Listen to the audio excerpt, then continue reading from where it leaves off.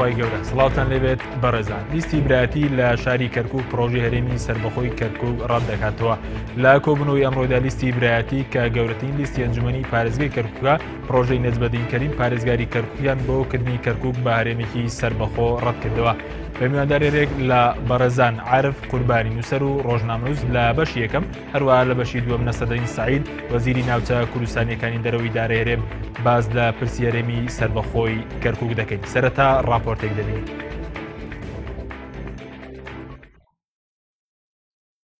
لیستی برایەتی لە شاری کەرکووک پرۆژەی هەرێمی سەربەخۆی کەرکووک ڕەت دەکاتەوە. لە کۆبوونەوەی ئەمڕۆدا لیستی برایەتی کەرکووک کە گەورەترین لیستی ئەنجومەنی پارێزگای کەرکووکە پرۆژەی هەرێمی سەربەخۆی کەرکووکی ڕەت کردەوە. محەممەد کەمال سەرۆکی لیستی برایەتی کەرکووک لە کۆنگرێکی ڕۆژنامەنووسیدا ڕایگەیاند بە تێک ڕایدان لیستی برایەتی جەختی لەسەر کوردستانی بوونی کەرکووک کردەوە.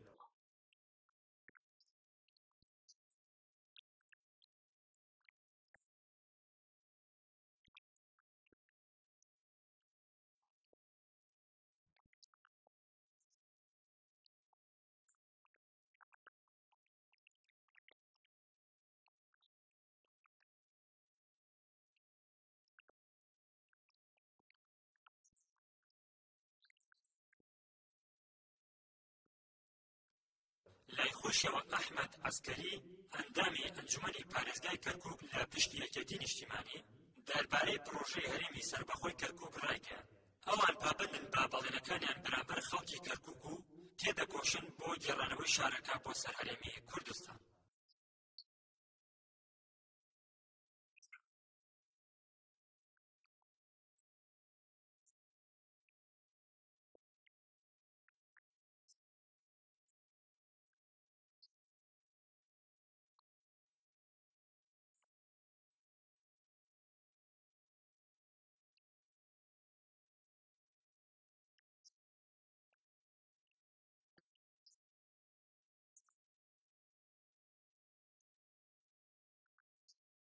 شاری کەرکووک بەردەوام ناکۆکی لەسەر بووە لە نێوان حکومەتی هەرێم و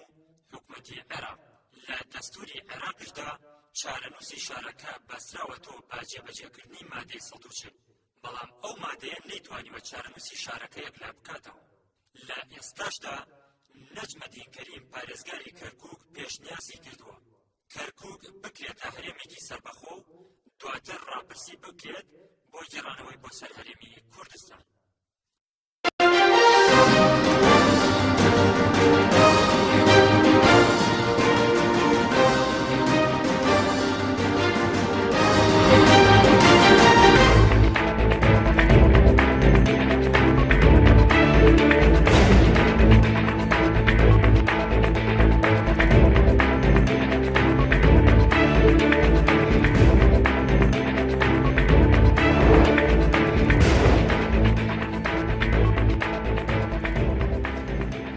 دووبارە سڵاوتان لێبێت بەڕێزان سوپاس بۆ میوانەکانم کاک عارف بەخێربەی سوپاس بۆەوە دەبوونێت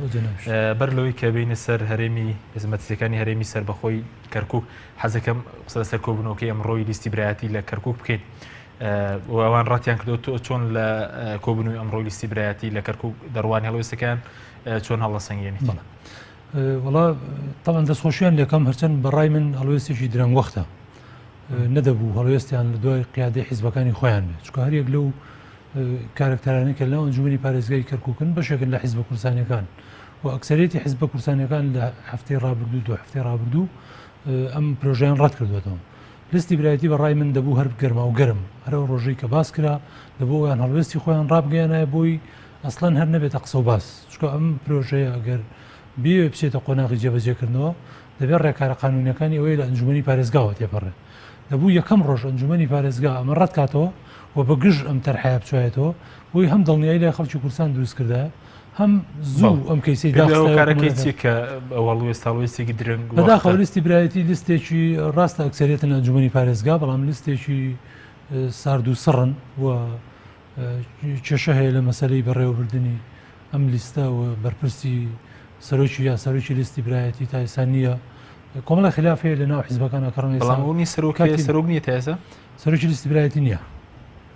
یعنی ئێستا کاتی خۆی کاک عەبدوڕەحمان مستەفا سەرۆکی لیستی برایەتی بوو کاک محەممەد کەمال ئێستا سەرۆکی لیستەکە نییە نازانم ئەگەر وەکو سەرۆک دیاری کراوە نازانم وەڵام ڕەنگە بەڕێز زانایە نا بەڵام لیستەکە لیستێکی خاو خلیسکن باوە بڵم دووش ئەمە سەراحەتتر بێڵێم ئەو ژەوەیە کە بە حکمیەوەی لە پارێزگا و نزیکن و لە کەرکووکن ڕۆژانە داوام و تەواصلیان پێکەوەیە بەشێکیان تا ڕادەیە دەتوانم بڵم کەوتبوونە ژێر کاریگەری ئەو مەیلەوە و پێشتریش هەندێکیان ینی ئاماژا کرا بوو هەندێک ئەندامەکانی لیستی برایەتی بەڵێم وا بڵێم ئێستا دیارە لە ژێر فشاری ڕای گشتی خەڵکی کورسان کە دژی ئەم پرۆژێن و حیزبە سیاسیەکان کە دژی ئەم پرۆژێن و خەڵکی کەرکووکەوە لە میدیاکانەوەی بینی ڕۆژانە چەندین دیبیتەکرێت دژی ئەم پرۆژێن لیستی برایەتی ئەین لە هەڵوێستێکی درەنگ وەختە ئەتوانم بڵێم لەژێر کاریگەری هەم حیزبەکان هەم ڕێی گشتیە بەڵام ئەندامی ئەنجومەنی کورتە بووە لە لیستی برایەتی لەگەڵ ئەم پرۆژەی بارێنکردنی کەرکووکا بووێت بەڵێ خەڵکی تایە لەگەڵ ئەم پرۆژەیە لەلایەنەکان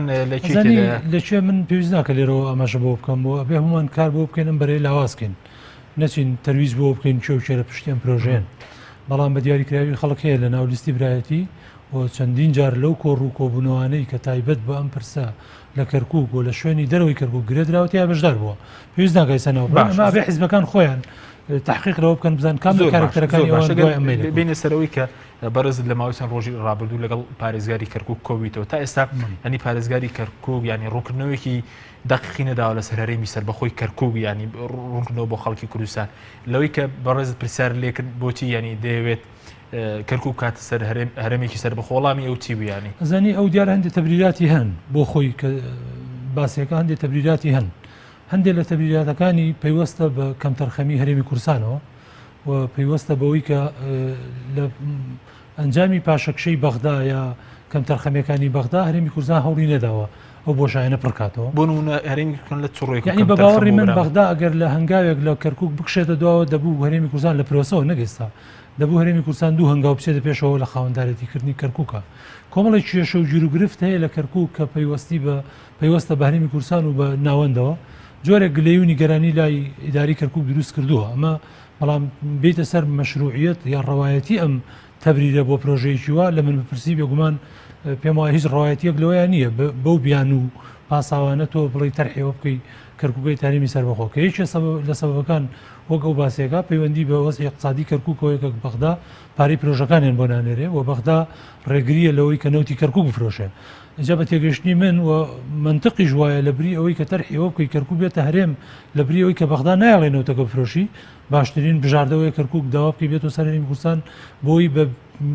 بە پشتیوانی ئەو اقتصادی کەرکووک و هەرێمی کورسان هەم قەیرانی هەرێمی کورسانیش چارەسەرێ بێ هەم کەرکووکیش لەژێر ئەو مەترسیە ڕزگارە بێت لایەنێکی ترکە ئەوان وەکو مەترسی باسیەکە ئێستا کەرکووک لە بەردەم حملەیەکی تری تعریبی زۆر مەترسیدارایەوە بە تایبەتیش لە بەردەم حملەیەکی تەشەیوعایە لە کەرکووک کە ئێستا دەسەڵات لە بەغدا بەدەستی شیعەکانەوەیە زۆر بە پلان و بە بەرنامە کار بۆ ئەمە دەکەن جا کەرکووک بە باوەڕی من ناتوانێت خۆی لە بەردەم ئەمانە پارێزێ ئەگەر بەو خەیاڵە بیر بکەن و بیکەن بارەمی سەربەخۆ باشترین بژاردە ئەوەیە کە بتوێت حیمایەیەکی دەستوری و حیمایەکە هەبێت لە ڕووی هێز و کاریگەری و بتپارێزێ کە ئەوەیە تۆ باوەش بە هەرێمی کورسانە بکەی و گەڕی سەر هەرێمی کورسان جا ئەمانە هەندێک لەو بڕووبیانوانن کە باسەکرێت بەڵام من پێم وایە نەڕەوایەتی هەیە و نە مەشروعە و نە لە ڕووی یاسایی و دەستوریشەوە ئەمانە ڕێگەشە دواتە دێنێ سەرەوە بەڵام ئایا ئەمە تەنە پرۆژەی پارێزگاری کەرکووکە وەکو دکتۆر نەزمەنیا پرۆژەی یەکێتی نیشتیمانیشە لە ڕابردوو ئەمە هەبوو هەنیان پرۆژەیەکی نوێ وەکو ئەبێمە لە یەک جاکەین وەکو یەکێتی لە ئەوڵەوە دژێن پرۆژێ من پرۆژەیە نوێ نییە و لە 2023ەوە بە جۆرە لە جۆرەکانم قسە و باسە هەیە لە کەرکووک و لە ناو کوتلەکانی کەرکووکە بە تایبەتی پێکاتەکان و تورکمانیش بە دیاریکراوی لە هیچ کۆڕ و کۆنفرانسێکی تورکمانە نییە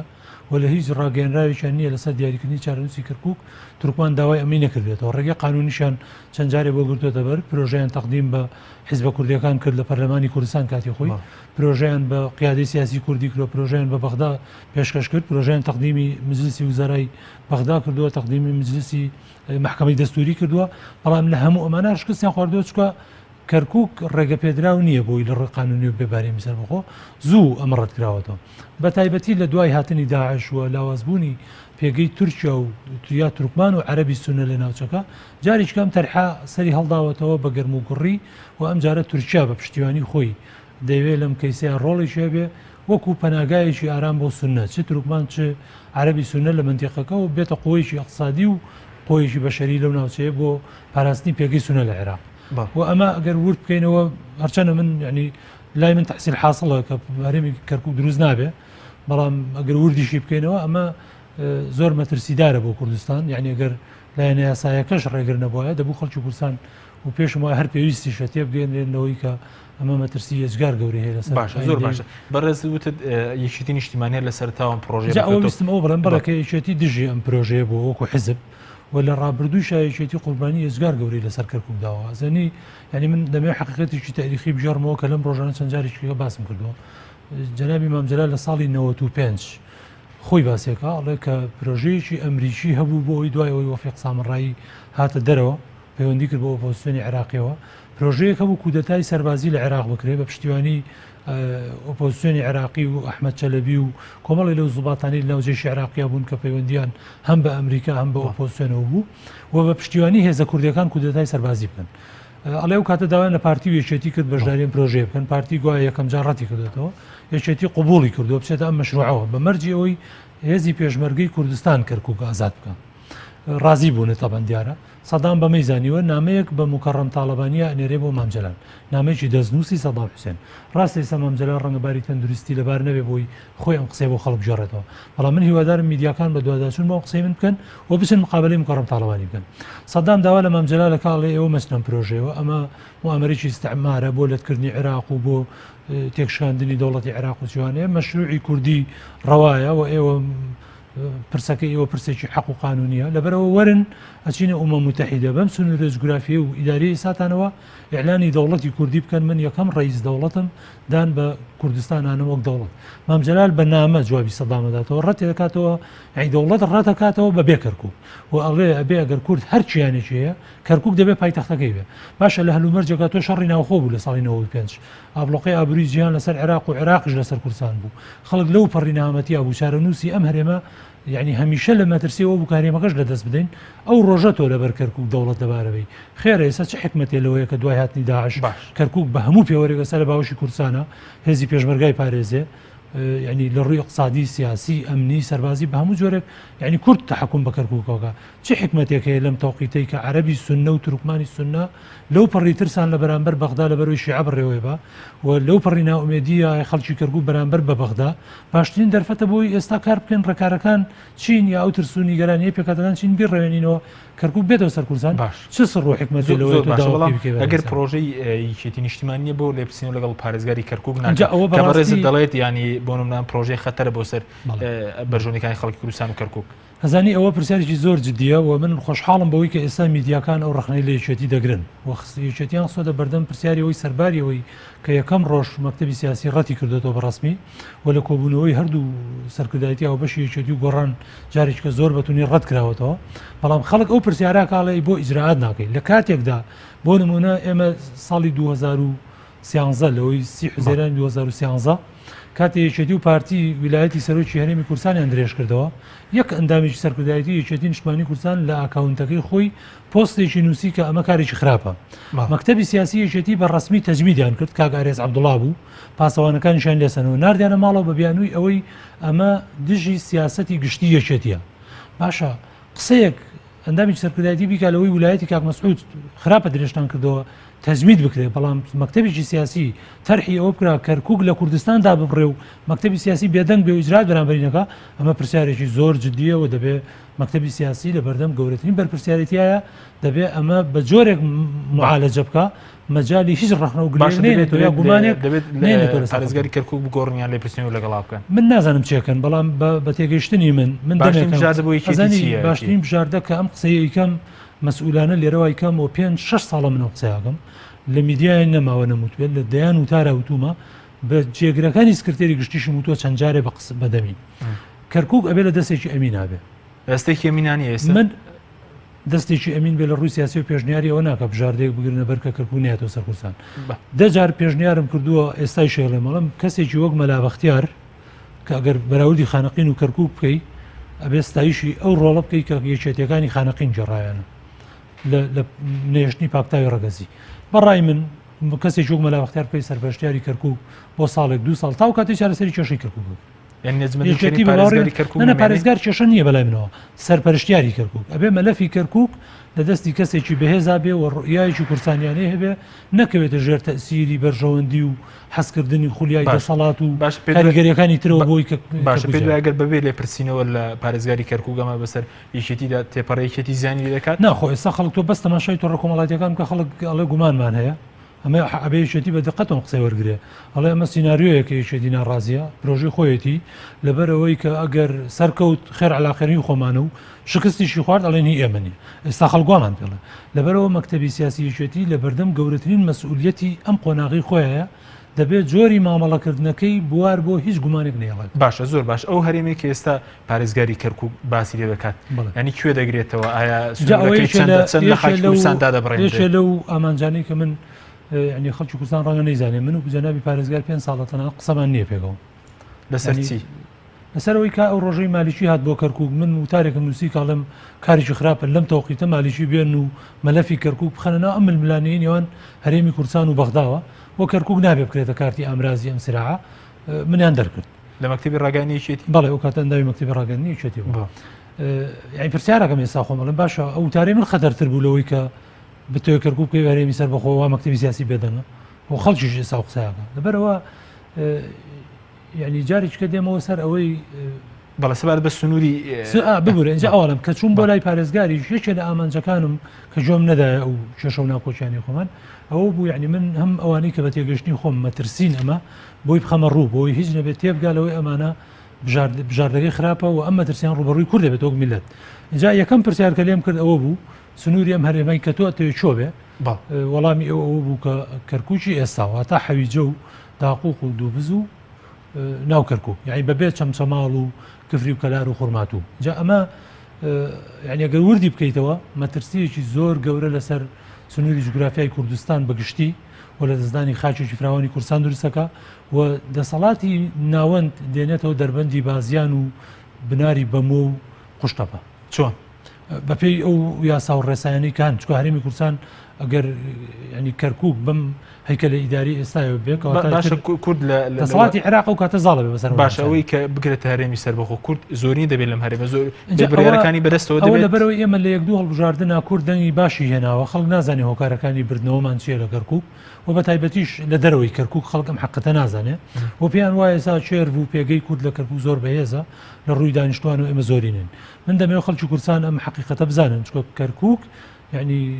چارەنووسی هەموو میلەتی ئێمەیە و ناسنامە و ڕەمزی قەزەی ئێمەیە کە لە ڕابردووە ئەو قوربانیەمان بۆداوە ئایندەشی پەیوەستە بە ژیان و گوزەرانی و مستەقبەلی مناڵەکانیشمانەوە بۆیە دەبێت تێبگەنەوەی کە کەرکووک ئەگەر بێ بەهرێمی سەربەخۆ ئێمە لە ڕووی قەومیەوە چەند زەرمەند دەبین و ئەو کوردانی کەرکووکیش دەبنە کەمینەیەکی ڕەها و بێکاریگەر لەکە چۆن چونکە ئێستا ئێمە ڕاستە لە هەڵبژاردنەکان دەنگمان زۆر هێناوە بەڵام ژمارەی حەقیقی وەک بەشەری کورد لە کەرکووک ناگەینە 150 ئێستا سەڵات چەندە کورد لە کەپازی ئێستا ناگەینە 150 دانیشتوانی کەرکووک و لەم ڕێژەیەش 130 ئەو ژمارە دەنگدەری کورد ئەو کوردانەی کەرکووکن کە ئاوارە بوونە لە هەولێر و سلێمانی و دهۆک و لە پێنجێن و چەمچەماڵ و کفری و کەلار و فۆرمەکانیان لەوێ و ئەگەر کەرکووک بێ بەهرێمی سەربەخۆ ئەمانە نابنە هاوڵاتی ئەو هەرێمە ئەو کاتە کابرا لە پێنجێن و خەڵکی پێنجێنە بێ چکە ئێستا ئەگەر پێشتر بەهۆی ئەوەی سەرژمێری لە عێراق نەکرابوو بەغدا پێوەری بۆ دەنگدان بۆ حەقی تەسویتی تۆ وەک هاوڵاتیەک ئەوە بوو بایعەکەت لەکوێیە تۆ مافی دەنگدانت لەوێ بوو ئێستا دوایەوەی سونەیان لە ناوچەکانی خۆیان دەرکرد و دوایەوەی عەرەبێکی ێزگار زۆرە هێناوەتە کەرکووک بەغدا بڕیارێکی دەرکردو ئەڵێ کۆبوونی خۆراک کاری پێ ناگرێت و لەمە دووە شوێنی نیشتەجێبوون بنەمای مافی مواتەنەی تۆیە یعنی کەواتە گەر ئێستا انتخابات بکرێت لە هەر پارێزگای لە عێراق بە شێوەیەکی گشتی کەواتە ئەو عەرەبانەی لە سلێمانی مافی دەنگدانیان هەیە و عەرەبانی لە کەرکووکن مافی دەنگدانیان هەیە یعنی ئەمە گەورەترین مەترسیە بێت لەسەر کەرکووک جا بۆ ئەو کاتەش 130 دانیشتوانی کورد لە کەرکووک کەمەکە و ژمارەی ئەو عەرەبانەی کە تەعریبیش بوون و بەپێی دەستور ئەبوو بڕۆنەوە و تەعویزیشان وەرگردووە 11000 عایلەی عەرەب تا ئێستا نەڕۆشتەوە و لە ئیداری کەرکووکەوە جۆرێک لە جۆرەکان تەسیلاتیان بۆ کرابەوەی بمێنەوە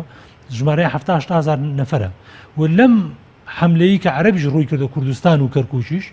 زیاتر لە 570,000 عەرەبی تر هاتووە بۆ کەرکووک ئێستا لەوێ نیشتەجێن و ناویان نووسراوە تۆمار کراون بە پێی بڕیاری ئێستای بەغدا مافی دەنگدان و وەکو هاوڵاتی کەرکوک مامەڵیان لەگەڵەکرێ و بە 3 ساڵ دانیشتن لە کەرکوک دەبنە خاوەن جنسێ ئەمە بڕیاری حکوومەتی عێراقی و لە ئەنجومەنی وەزیران قرارە دراوە کە کورد ڕئیس جمهورە کە کورد جێگری سەرۆکوەزیران بوو وەزیرشیە جا مەترسیەکە لە چییە کاکە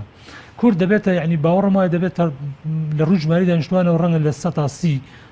لەو دەوروبەرە بێ لە ژماری دانیشتوان و 3 ڕێکەوتنی پێشووتری ئەنجومەنی پارێزگای کەرکوک هەیە بەناو پژیوانێتی ئەمریکا و بەریتانیا و بە حزوری نەتەوەی گرتوەکان ڕەنگە خەڵک مردەکاریانە نەزانێ لە 2/12 2007 لە ئەمە ڕێکەوتنێک بوو لە کەرکوک ئیمزاکرا دواتر ڕێکەوتنێک لە بەحر المەیت کراوە لە ئوردن ڕێکەوتنێکی لە ئیرلندا کراوە بە حزوری هەر چوار پێکاتەکە و ئەو سێشایەتی ناوم بردن و ئیمزایان کردووە بۆتە میساقی شەرەف لە نێوان ئەم پێکاتانە وەسیقەیەکی باوەڕ پێکراوە کە ئیمزای هەموو پێکاتەکانی لەسرە کە بێت لە کەرکوک لە مستەقبەلا بەم جۆرە بەڕێوە ببرێ 132 بۆ کورد 132 بۆ عەرەب 132 بۆ تورکمان 4 بۆ مەسیحیەکان اینجا ئەمە یەکێکە لەو مەترسیانەی تر کە ئەگەر کەرکوک هەرێمی سەربەخۆ بێ کورد 132 پێگەی لە مشارەکەی دەسەڵاتی کەواتەوەی کە بڕیار بەدەستانی کەرکوک عەرەب و تورکمانە بن وە کورد دەبێتە کەمینە ئەمانە هەمووی لە ڕووی واقعیەوە خەتەرترین شتیش کە ئەمە قانون و دەستورە کەرکوک ئەگەر ڕێگەش بدرێت بێت هەرێمی سەربەخۆ ببڕای ببڕ ڕێگە نادرێت دوو هەرێم یەک بگرێت ئەو ڕێکارانەی لە قانونی عێراقا هەن بۆی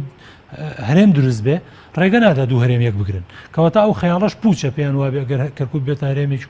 سەربەخۆ دوای ساڵێ 2 ساڵ یا 4 ساڵی تر اینجا ڕاپرسی تیا بکرێ بخەنەوە سەر هەرێمی کوردستان لە کاتێکدا لە ساڵی 2007 مانگی 11 وەفدێکی نەتەوە یەکگرتوەکان هاتن ئەو کاتی قیادەی سیاسی ئێمە هەڕەشەیە کرد ئەگەر مادەی 140 جێبەجێ نەبێت دنیا کاولەکەین دنیا پێی وابوو ئێمە بەڕاستمانە بۆی شەڕی تایفی دروست نەبێ شەڕی کورد و عەرەب دروست نەبێ کەرکوک تێک نەچێ وەفدێکی نەتەوە یەکگرتوەکان هاتن ئەمە ئیعلان نەکرا لە ڕاگەیەنەکان چوونە لای هەموو قیاداتی سیاسی پێکاتەکان پرۆژەیەکیان حازر کرد ئەم پرۆژەیاندای قیادەی سیاسی کوردی ئەڵێن بۆ 2 ساڵ کەرکوک لەژێر سایی ئومە متحیدەیە بێ نە حکمی بەغدا بەسەریەوە بێ نە هەرێم ئومە متحیدە زمانی جێبەجێکردنی مادەی 140 بکە بۆی عەرەبە تەعریبەکان ئەو بینێرێتەوە تا زوڵم نەکرێ و مافی مرۆڤ پارێزراو بێ و ئاوارە ئومە متحیدە نیشتە جێگە کورد تەنانەت ئەوەشی ڕەت کردەوە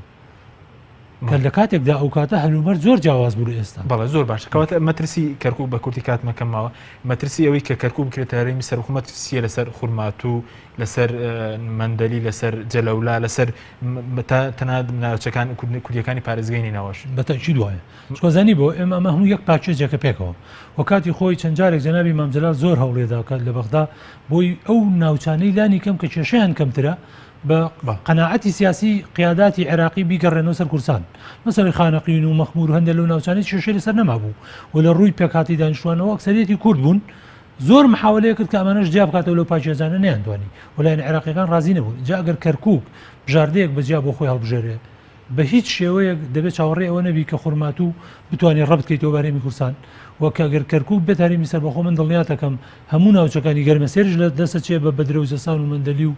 سعدیە و جەلەولاشەوە و ئەمەلێکیش بۆ نامێنێت ناوچە کورسانیەکانی نینەوە بە چ ڕێکارێک ئەو کاتە بیر لەوە بکەن و بێنەوە سەر هەرێمی بەڵێ زۆر باش سەبات بووی کە ئایا پرۆژەی هەرێمکردنی کەرکوک پرۆژەیەکی بارگداری کەرکووکە یانی یاخود پرۆژەی وڵاتانی ئیقلیمی شەبەتەوە تورکیا نەزمەدی نییە چکە دوکتۆر نەزمەدین ئەو کاتە ئەسڵەن ڕەنگە 10 ساڵ جارێکی سەردانی کورسانی ناکردەوە یا 5-6 ساڵ جارێکی باوە بڵێم نهاتەوە بۆ عێراق و کورسانیش ئەم پرۆژەیە قسە و باسی هەر لەسەر هەبوو لە بناغەیە پرۆژەی تورکمانە لە بناغەیە بەڵام ئێستا دەوڵەتی تورکیاش دوای ڕێکەوتنە نەوتیەکەی هەرێمی کوردستان و کەرکوک و حکومەتی عێراقی کە ڕازی بوون بۆی نەوتی کەرکوک ببەسرێتەوە بە هەرێمی کوردستانەوە وەفدێکی ینی ئەو کاتە پارێزگاری کەرکوک و سەرۆکی حکومەت و جێگری سەرۆکی حکومەت چوونە تورکیا لەگەڵ داودۆغڵی کۆبوونەوە وەزیری وزەی تورکیاش لەوێ لەو کۆبوونەوەیە کە باس لەواکەن ئەمانیش بای حەسەن و هاوانایان کۆنتترۆل کرد و خستیانە سەر هەرێمی کوردستان لە ڕووی ئیداری نەوتیەکەیەوە داودۆغڵ پیانەڵێ ئەڵێ ئێستا ئێوە لە بەروی داعش لێرەیە بەغدا چاوپۆشی لە ماکە نەوتەی کەرکوک ڕەبتەکەن بە ئێمە بەڵام کە داعش نەما بەغدا ئەرقەلەتان بۆ دروستەکە زەمان چییە بۆ ئەوی کە بەغدا ئەرقەلە دروست نەکە پێشنیارێک بکەن کەرکوک من پێشنیارەکەم کەرکوک بکەن هەرێمی سەربەخۆ ئەو کاتە چۆن هەرێمی کوردستان سەلاحەتیە ئێوەش سەلاحەتتان نەبێ بۆی دەستی بەغا لە کەرکوک بپڕن لەم کاتەوە ئەم برادرانەی کە خەریک کاری نەوتین جۆرە ئەم مەیدایان لا دروست بووە تر بەرژەوەندی لە پشک پشکداری لە پشتە من نازانم یعنی هیچ بەڵێنێک بە بەرپرسانی کەرکووک لە تورکیاوە ینی بۆی ینی پۆستیانە بێ لای هەرێمی کەرکووک ئەزای چۆن ئەگەر بەڵێنیش نەدرابێ بەڵام کەرکووک بێ بە هەرێمی سەربەخۆ لەبەرەوەی سەرچاوی اقتصادەکەی نەوتەکەیەتی و ڕەبتی بە تورکیاوەیە دڵنیاتەکەم تروکمان سەرباری ئەوەی کەمینەن لە کەرکووک لە ڕووی ژماری دانیشتوانەوە کە ڕەنگە 125 ژماری کورد بن لە کەرکووک بەڵام ئەو کاتە بڕیاری سیاسی بە پلەی یەکەم لای تروکمانە بێ چکە هەموو ڕۆژە ئەم کارتی اقتصادات تورکیا بەرامبەر بە تۆ بەکارهێنێ و دوای ئەوەش دە ڕووی ژماری دانیشتوانەوە عەرەب هەیمەنەی زاڵە لە کەرکووک و عەرەب ئەو کاتە تەحەکوم بە چارەنووسی کەرکووکەوە بەڵە زۆر باش کەواتە یان هەندێک بەرپرس بۆ بەرژەوەندی خۆیان لە ئایندەی کەرکووک یعنی ئەو پێشنیازیانێ من باوەڕم وایە هەر کەسێک تەرحی ئەوە بکە کەرکووک ببێ بە هەرێمی سەربەخۆ جگە لە يعني ئینسان ناتوانێت تەخوین يعني من لانی کەم ئەخلاقم ڕێگەم نادا تەخوینی کەس بکەم بەڵام یا ئەو پەڕی بێ ئاگاین لە قوربانی و خەبات و تێکۆشانی میلەتی کورد و لە تاریخی میلەتی کورد وەک خاوەن ئەم قەزەیە یا ئەوە تا ئیتر چاویان هەنێ حقیقت نابینێ لەبەر کۆمەڵی بەرژەوەندی و دەستکەوت و ئەو مەسلحەتانی کە ئەمڕۆ بە جۆرە جۆرەکان لە کەرکووک بەیان دروست بەڵێ زۆر باشە دوپرسیارم سەبارەت بووی کە بوتت خراپترین بژاردەیە ینی بەڵام هیچ ئامادەکاری کراوە بۆی کەرکووک بەرە سەر هەرێمی کوردستان ئەزانی خۆی باشترین دەرفەت ئێستا لە دوای داعش کە ئەوەیە کورد حکمی کەرکووکەکە کورد دەبێت تەعاملی ئەمری واقع لەگەڵ ناوچانە بکە من باوەڕم وایە ئێستا ئەگەر لەبری ئەوەی ئەم تەرحەیان کرد ئیداری کەرکووک لەبری باسی ئەوەی کارێمی کەرکووکی کرد ئەگەر بیوتاچینەوە سەر کوردستان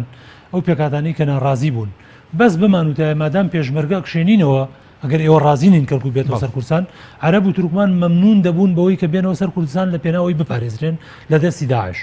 بەڵام بەداخەوە ئێستا ئەم بژاردەی تەرح کرا بیانووی دایە ئەم پێکاتانە بۆی کە یعنی کەمتر یان درەنگتر ڕازی بن قەنەعەت بە هەرێمی کوردستان بکەن بۆیە پێم وایە ئەم قسەیەکەم ئەوەندەی هەوڵدراوە قەنەعەتیان پێ بکرێ بۆ هەرێمی کەرکووک ئەوەندە هەوڵیان لەگەڵ بدەین تەموم بژەکان بڕەوێنین و زمانیان بدەینێ لە هەرێمی کوردستان من باوەڕم دێنەوە سەر زۆر سپاس بۆ بەڕێز کاک عارف قوربانی نووسەر ڕۆژنامەنووس کە لە بەشی یەکەم لەگەڵ مامۆ بەرەزان لە بەشی دومی بەرنامەکەمان لەگەڵ بەڕێز نەسرەدین سندی وەزیری ناوچە کوردستانەکانی دەرەوەی هەرێم درێژەبان پرسە دەین ناوبڕێک وەردەگرین دواتر دەگەڕین وڵاتە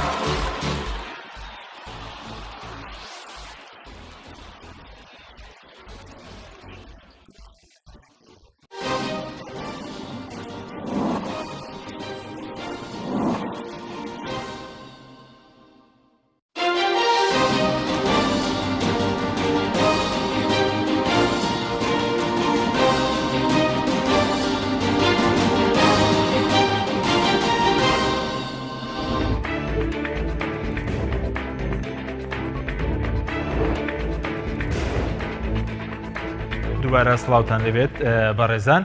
گەر بچینە لای مامۆستا نەسرەدین سەعید وەزیری ناوچە کوردستانەکانی دەرەوەریم کە لە هەولێرەوە لەگەڵ مامۆستا زۆر سپاس بۆ ئامادەبوونت ئەگەر سەرەتا لەوە دەست پێ بکەین ئێوە وەکو وەزیری ناوچە کوردستانەکانی دەرەوەرێم ڕاتان چیە سەبارەت بە پرۆژەکەی پارێزگاری کەرکووک بۆ کردنی کەرکووک بە هەرێمێکی سەربەخۆ بسم الله الرحمن الرحیم سوپاس لێوە و هەروەسا دەستخۆشی لە بەرنامەکەتان ئەکەم بەڕاستی شۆڕەشی کوردی ینی لە مێژووی شۆڕەشی کوردی لەگەل ڕژێمەکانی پێشووی بەغدا خەلکی ئێمە زۆر قوربانی داوە پێخەمەت کوردستان بوونی کەرکووکەوە. بە تایبەتی لە ڕێککەوتنامەی 11 ئاداری 1970 یەکێک لە ئەگەرە سەرەکانی کە ئەم ڕێککەوتنە شکستی ئیناوە بابەتی کەرکووک بوو. لەبەر ئەوە دەبێت قیادەی کوردی ساسش لەسەر کەرکووک نەکەن و پێداگیریەکی گەورە بکن لەسەر کەرکووک کە کەرکووک شارێکی کوردستانیە. من لەگەڵ ئەوەم احتیمامێکی باشتر لە نەتەوەکانی تر لە کەرکووک بدرێت، ینی پشکداری ڕاستەقینەی ئەو نەتەوەکانە بکن لە ئیدارەی کەرکووک. بەڵام ئەم پرۆژە پێش ئێستا هەر پرۆژەیەکی برادرانی تورکومان بوو بۆ کەرکووک و ئێستاژ کەرەم پرۆژە ساخ کراوە. لەبەر ئەوە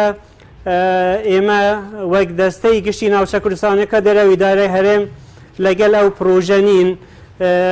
دەبێت حکوومەتی هەرێمی کوردستان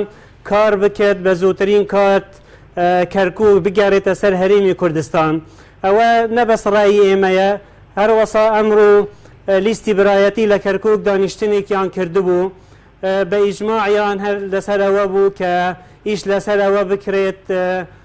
کەرکووک بگەڕێتەوە سەر هەرێمی کوردستان. هەروەها لە 5/6 دانیشتنێکی هەموو لایەنی کوردیەکانی کەرکووک کۆبوونەوەی کردبوون، هەموویان مصڕن لەسەر ئەوە دەبێت ئیش لەسەر ئەوە بکرێت کەرکووک بگەڕێتە سەر هەرێمی کوردستان و حکوومەتی هەرێمی کوردستان احتیمامێکی باشتر بە کەرکووک بدات. بەڕاستی ئێستا فرسەتێکە بۆ کارکردن لەسەر ئەو بابەتە. زۆر باشە. سەبارەت بۆی کە بەڕێزت وتت ئێوە ئەو پرسەڕەت دەکەنەوە، بەڵام تا ئێستا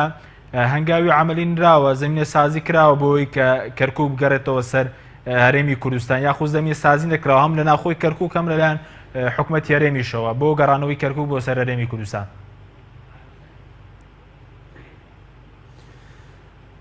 هەنی پێش ئێستا یعنی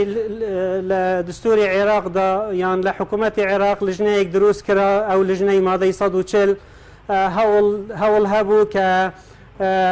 ئەوەی لە دستوری عێراق هاتووە بابەتی تەطبیع و ئیحسا و ئیستیفتا لەو ناوچانە بکرێت. بەڵام لە 4 ساڵی ئەخیری حکمی مالکی و هەروەها ئەوە زیاتر 2 ساڵە لە حکمی حەیدەر عوبادی بەداخەوە هیچ هەنگاوێک نەچووە پێشەوە. لەم ئەخیرە ینی حکوومەتی عێراق ینی ئێهمالی زۆری کەرکووک کراوە، لەبەر ئەوە فرسەتێکە بۆ هەرێمی کوردستان کە ئیش لەسەر گەڕانەوەی کەرکووک بکرێت، بە تایبەتی لە ئەم دۆخەدا. ئێستا مەسەن زۆربەی ئەو ناوچانە بن کۆنتڕۆلی پێشمەرگەدانە، هەر ناوچەیەک ئێستا لە بن کۆنتڕۆلی پێشمەرگەدا بێت ئەلحەمدولیلا وەزعی ئەمنی باشتر بووە. ئێستا لە ڕوویکی تروە مەسەلەن وەزعی سونەکانی ینی عێراق بەگشتی ینی لە دۆخێکی خراپدانە.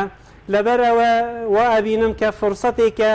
سەرکردایەتی کورد ئیش لەسەر سونەکانی عەرەبی کەرکووک بکرێت، فرسەتێکە بۆ ڕازیکردنیان نەبەس سونەکان و هەروەها تورکومانەکانی کەرکووکیش. یعنی ئێستا زۆر مهمە دڵنیا بکەینەوە لەسەرەوە کە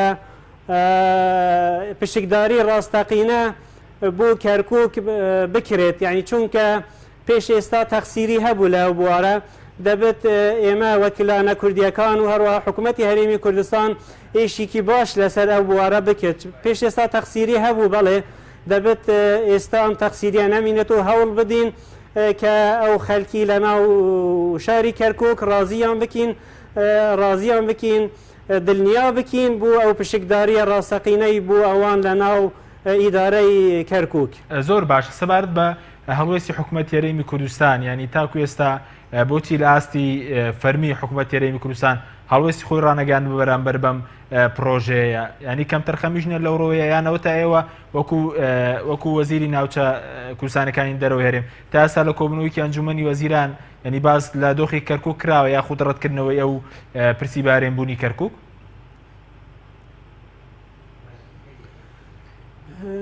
یعنی حکوومەتی هەرێمی کوردستان دەزانن یعنی ئێمە لە قەیرانێکی دارایی گەورەدانن، زۆربەی دانیشتنەکانی ئەنجومەنی وەزیران لەسەر ئەم قەیرانە و چۆن بتوانن ئەم قەیرانە چارەسەر بکەن ئەو هەرما ینی دانیشتنەکانیژی کێمن بەڕاستی و ئێمەژ وەک سەرۆکی دەستە پشکدار نین لە ئەنجومەنی وەزیراندا لەبەر ئەوە حتا ئێستا هیچ قسەیەک لە ئەنجومەنی وەزیران لەسەر ئەو بابەتە نەکراوە و ئێستاژێک ینی سەرۆکی حکوومەت لە هەرێمی کوردستانیە لە سەفەرێکە بوو دەرەوەی وڵات دەبێت ینی ڕەدێکی ڕسمی لە حکوومەتی هەرێمی کوردستان بووە و بابەتەژی هەبێت من لەگەڵ ئەوەم وەکی وتم دەبێت حکوومەتی هەرێمی کوردستان ئەمە بە فرسەتێک بزانێت ئیش لەسەر ئەوە بکێت کە کەرکووک بە زووترین کات بگەڕێتەوە سەر هەرێمی کوردستان چونکە خەلکی کەرکووک بە تایبەتی لایەنە کوردیەکان ئێستا ئامادەیەکی باش هەیە لەسەر ئەو بابەتە و هەروەسا لایەنەکانی تریژی ئەرزیەتێکی باش هەیە بوو کارکردن لەسەر ئەو لایەنانە کە ڕازی بکەین و پشکداریەکی باش بوویان بکەین لە ناو ئیدارەی کەرکووکدا. زۆر باشە سەبارەت بە بەڕێز وتت کەم تەرخەمی هەیە بووە لە ناوخۆی کەرکووک ینی کەم تەرخەمیەکان بەرامبەر بە پێکاتەکان چی بوون کە ینی تا ئێستا پێ دوایە پێکاتەکان لەوە دڵنیان نەکراونەتەوە ئەگەر بگەڕێنەوە سەرەرێمی کوردستان مافیان پارێزراو دەبێەوە بەشدار دەبن لە بڕیار و لە حکومڕانی لە کەرکووکدا؟ بەڵێ حتا ئێستا ینی پشکدارێکی ڕاستەقینە ینی پێ نەکراوە لە ئیدارەی کەرکووک پێش ئێستاژێک احتیمالە زۆر حاجز پەیابوونە ناوبەینی کورد و تورکمانەکان کورد و عەرەب ینی لەو بارەدا ئێمە وەک لایەنەکانی کوردی فعلا ئەبینم تەقسیریەک هەبووە لەو بوارە ینی زۆر جار دژی یەکتر قسەکردن و دژی پرۆژەی یەکتر ڕاوەستاندن ئەمە هەموو بوو ئەگەریەوە لە ینی ساڵانی ڕابردوو ئەگەرێکی وا دروست بوو کە ئەم لایەنەکان لە یەکتر دوور بکەونەوە لەبەرەوە پێویستە ئێمە تەحەڕکێکی وامان هەبێت بەڕاستی ئێمە وەک دەستە پرۆژەیەکمان هەبوو بوو ئەو بوارە کە حرەکەیەک بکەین لەسەر خەلکی کەرکووک بەگشتی بەڵام ئەم قەیرانە هاتن ئەم پرۆژە تاخیر بوو دەبووە یعنی ئێمە وەک حکوومەتی هەرێمی کوردستان و لایەنە سیاسیەکان زووتر خەمی کەرکووک باشتر یعنی فعلا ئێمە وەک هەرێمی کوردستان تەقسیریمان هەبووە چونکە لە هەر دانیشتنێک لەگەل حکوومەتی بەغا وا هەستم کردووە زۆربەی دانوستاندن لەسەر میزانی بوو لەسەر هەندی خاڵەکانی تر بوو ینی کەرکووک و ناوچە کوردستانیەکانی تر ینی لە خاڵەکانی یەکەم نەبوون لەبەر ئەوە دوای شەڕی داعش دەبێت استراتیژیەکی تازە خوتەیەکی تازە هەبێت بۆ حکوومەتی هەرێمی کوردستان کە بتوانن بە زووترین کات ئەو ناوچانە بەگشتی بگەڕنەوە سەر هەرێمی کوردستان چونکە حکوومەتی بەغا زۆر کەم تەرخەمی کردووە لەو ناوچانە خەلکی ئێمەژێکەوە چەندین ساڵە معلقمانن نە خۆیان دەزان لەسەر حکوومەتی مەرکەزی نە لەسەر حکوومەتی هەرێم لەبەر ئەوە زۆر کەمتر خەمی کراوە بەرامبەری ئەم خەلکە و ئەم خەلکە پێویستی ئەوەنە کە دڵیان خۆش بێ و خزمەتیان بکرێت. زۆر باشە سەبارەت بە مەسلەی ناوخۆی کەرکووک ینی پێشتر ئێوە لەسەر خورماتوو مەسەلەن ڕاگەنراوتان بڵاو کردێتەوە لەسەر بەراچوونتانە بۆ ناوچەکانی دەرەوەی ئیدارەی هەرێم ینی ئێستاوەی کە لە کەرکووک ینی زەمینە سازی کراوە یاخود ئێستاش جۆرێک لە دوو ئیدارەی لە کەرکووک لەنای ئەو دوو هێزەیە زەمینە سازی تەواویان نەکردووە بۆ گەڕانەوەی کەرکووک بۆ سەر هەرێمی کوردستان.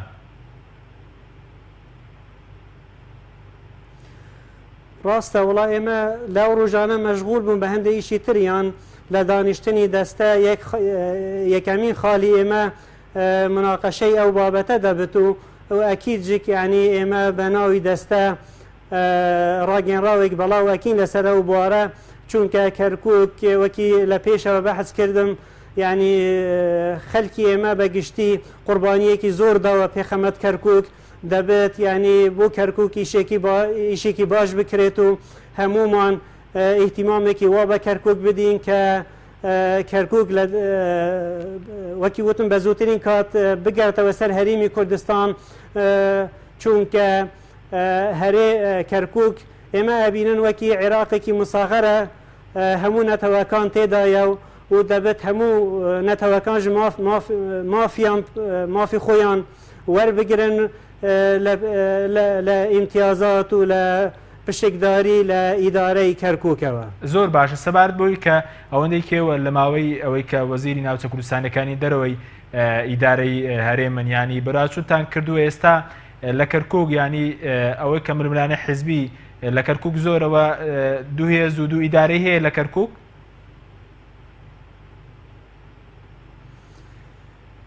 لەو ناوچانە بەگشتی یعنی ئەم بابەتە هەیە بەڕاستی ینی ئێمە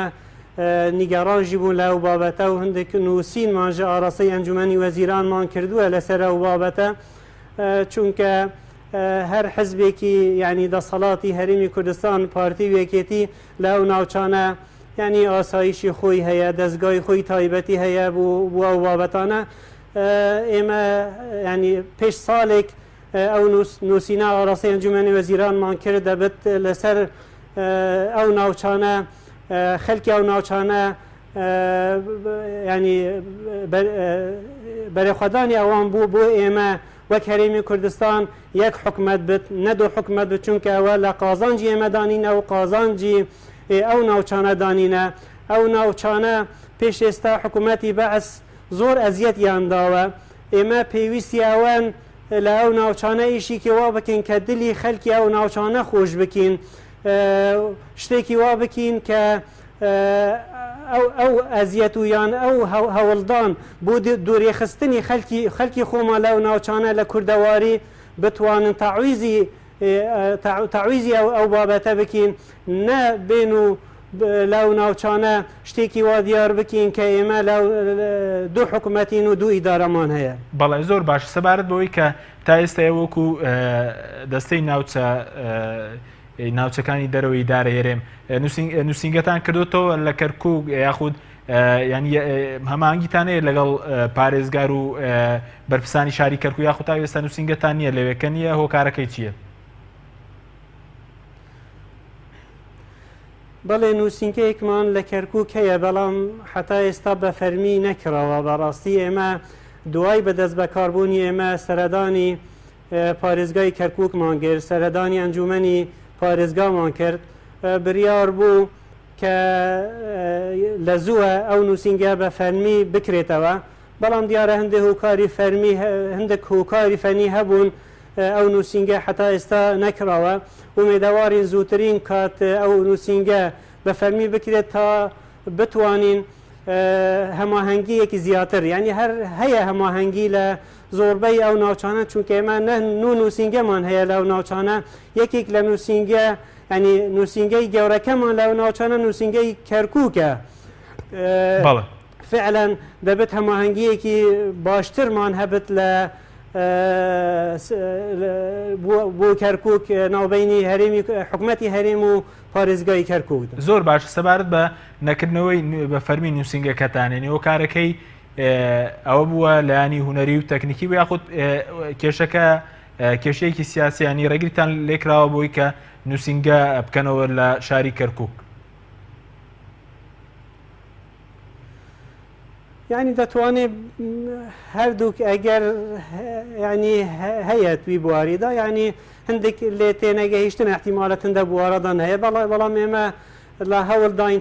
چارەسەری ئەو بابەتە بکەین و نووسینگە بە فەرمی لە کەرکووک بکرێتەوە. بەڵێ ڕێگریەکان لەلایەن حکوومەتی ناوەندی و ڕێگریەکان یاخود لەلایەن ئیدارەی کەرکووکەوە ینی بۆچی ڕێگە نادەن کە دەستێکی ناوچە کوردستانەکانی دەرەوەی دارێرێم ینی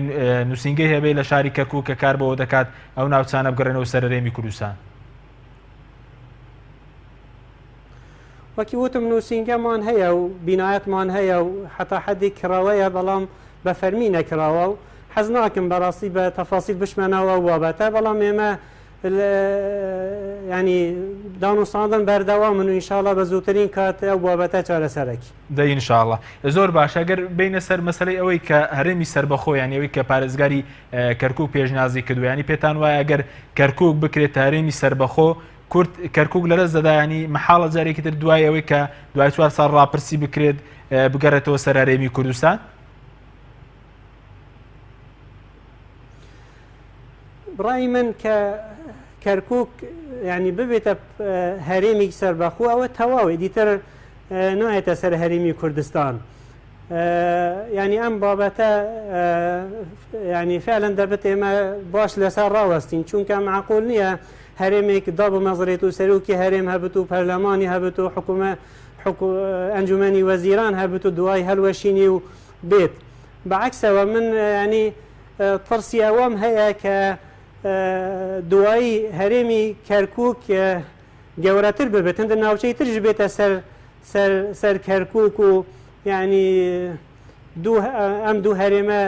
گەورەتر ببنەوە. ینی ناوچە لە هەرێمی کوردستان پێشبینی دەکەیت کە مەترسیەوە هەیە لە هەرێمی کوردستان یاخود لە دەرەوەی هەرێمی کوردستان بچە سەر کەرکووک گەورەتر ببێت؟ نەنە هەر هەندە شارەکانی ناو هەرێمی کوردستان چونکە دەبینی ئێستاژە حتا ئێستا بابەتی دوو ئیدارایی و زۆر جار باسی ینی گەڕانەوەی ینی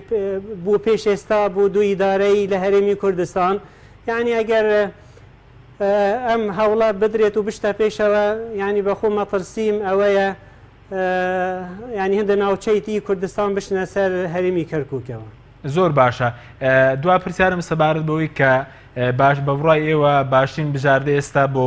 خەڵکی کەرکووک ینی چییە لە نێوان ئەوەی کە هەرێمی سەربەخۆ یاخود